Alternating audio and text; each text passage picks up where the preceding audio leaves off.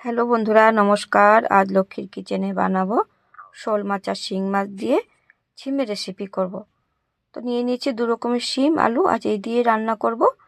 মাছ কেটে ধুয়ে আমি হলুদ নুন মেখে নিয়েছি। এখন আমি সবজি কেটে নেব। তো তোমরা আমার পাশে থেকো বন্ধুরা, দেখতে থাকো। আমি আমার মতন করেই বানাবো। তো শিমগুলি খুব সুন্দর, একদম কচি কচি শিম। তো এইগুলো শিম ভাজা খেতেও ভালো লাগে। তা মাছ দিয়ে রান্না করব, তো তার জন্য একটু বড় বড় করে আমি কেটে নিচ্ছি। এইভাবে করে কেটে দিই। তো সবগুলি শিমই কাটা হয়ে গেছে। আলু খোসা ছাড়িয়ে নেব। তো শিবরাত্রি কেমন কাটলো বন্ধুরা, কমেন্ট করে জানিও। সামনে ফাগুয়াও চলে এসছে, কে কে ফাগুয়া খেলতে ভালোবাসো সেটাও জানিও। আলু কেটে নিয়েছি, শিমও কাটা হয়ে গেছে।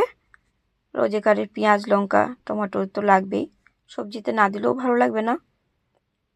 তো লঙ্কাও বেছে নিয়েছি, টমেটো আমি বোটো ফেলে গোটা গোটাই নিয়ে নেব। ধনিয়া পাতাও বেছে নেব। তো ধনিয়া পাতা বাছতে হয়, যে অনেক ঘাস থাকে পোকা থাকে, তার জন্যে বেছে নিতে হয়। তো ধনিয়া পাতাও বেছে নিয়েছি। পেঁয়াজও আমি খোসা ছাড়িয়ে নেব। সব কিছু একবারে গোটা গোটা ধুয়ে নেব, ধুয়ে নিলে সুবিধা হয়। পেঁয়াজ তো কেটে ধুতে নেই, গোটাই ধুতে হয়, তার জন্য আমি গোটাই ধুয়ে নিই। তো পেঁয়াজও খোসা ছাড়িয়ে নিয়েছি, ধুয়ে নেব পরিষ্কার করে। তো সবজি ধোয়া হয়ে গেছে, কেটে নেব পেস্ট করার জন্য পেঁয়াজ। তো জিরি করেই আমি কেটে নিচ্ছি এভাবে করে। টমেটোও কেটে নেব। তো কিছু টমেটো পেস্ট করব, তো একসাথে সব কিছু কেটে নিয়েছি। ধনিয়া পাতাও আমি কেটে নেব। একবারে কেটে বেছে রান্না করতে সুবিধা হয়, তার জন্য আমি একসাথেই সব কিছু কেটে গুছিয়ে নিই, তারপরে রান্না করতে থেকে আস্তে আস্তে। তো লঙ্কাও নিয়ে নিচ্ছি, পেস্ট করব। তো অনেক ঝাল আছে, লঙ্কাও বেশি দেবো না। মশলাও রেডি করে নিচ্ছি, পেস্ট করে নেব। পেস্টের জন্য দিয়ে দিচ্ছি টমেটো, পেঁয়াজ, কাঁচা লঙ্কা, পেস্ট করে নেব। তো পেস্ট হয়ে গেছে। তো রান্নার জন্য যা যা লাগবে সব কিছু আমি গুছিয়ে নিয়েছি। গ্যাসে কড়াই বসিয়ে দিয়েছি, কড়াই গরম হয়ে গেছে, সরষের তেল দিয়ে দেব। তেল গরম হয়ে গেছে, সামান্য একটু নুন দিয়েছি, যেহেতু মাছ ভাজবো না তার জন্যে। মাছের মধ্যে আবার একটু হলুদ নুন দিয়ে মেখে নিয়েছি, মেখে ভেজে নেব। তো তেলের মধ্যে আমি দিয়ে দিচ্ছি আস্তে আস্তে করে, তো মাছটা না হাতের থেকে ছিটকে পড়ে গেলে যে হাতে লেগে যায়, মাঝে মধ্যে লেগে যায়, আমার হাতেও লেগে যায়। তো উল্টে পাল্টে লাল লাল করে ভেজে নেব।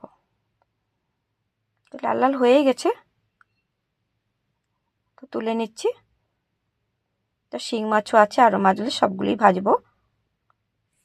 তো শিং মাছও ভাজা হয়ে গেছে, সবগুলি তুলে নিচ্ছি। দেখুন মাছ ভাজা হয়ে গেছে। সেই তেলে আমি দিয়ে দেব জিরা, দিয়ে দেব শুকনো লঙ্কা, দিয়ে ভেজে নেব। আবার একটু ফোড়নটাকে একটু লালচে লালচে করব। তো লাল লাল হয়ে গেলে দিয়ে দেব কেটে রাখা আলু, আলুও ভেজে নেব ভালো করে। দিয়ে দিচ্ছি মশলা, জিরার গুঁড়া, ধনিয়ার গুঁড়া, হলুদ গুঁড়া দিয়ে ভালো করে মশলাটাকে ভেজে নেব। তো মশলা ভাজতে ভাজতে মশলা একটু গন্ধ ওঠে, তখন ভাবেন মশলা ভাজা হয়ে গেছে। তো দিয়ে দিয়েছি পেস্ট করা মশলা, কাঁচা লঙ্কা, পেঁয়াজ, টমেটো পেস্ট করেছিলাম সেটাও দিয়ে দিয়েছি। তো মশলা ভাজা হয়ে গেছে, তো দিয়ে দিয়েছি শিম। তো শিমটা দিয়ে আবারও একটু ভালো করে আলু শিম মশলা একসাথেই ভালো করে ভেজে নেব। তো ভাজা ভাজা হয়ে গেছে, দিয়ে দেবো পরিমাণ মতো নুন, নুন দিয়ে আবারও একটু ভালো করে ভেজে নেব। তো ভাজা হয়ে গেছে, দিয়ে দিয়েছি জল। তো গরম জলে দিয়েছি, গরম জল দিলে না আলুটা তাড়াতাড়ি সিদ্ধ হয়ে যায়, আর সবজিটাও খেতে ভালো লাগে। তো নেড়ে চেড়ে আবার একটু ঢাকা চাপা দিয়ে দিয়েছি। তো ঢাকাটা উঠিয়ে দিলাম, সবজি দেখবো কেমন হয়েছে, আলু বল হয়ে গেছে কিনা। আলু বল হয়ে গেছে, তো ভেজে রাখা মাছগুলি আমি দিয়ে দিয়েছি ঝোলের মধ্যে, দিয়ে আবারও নেড়ে চেড়ে একটু ঢাকা দিয়ে দেব।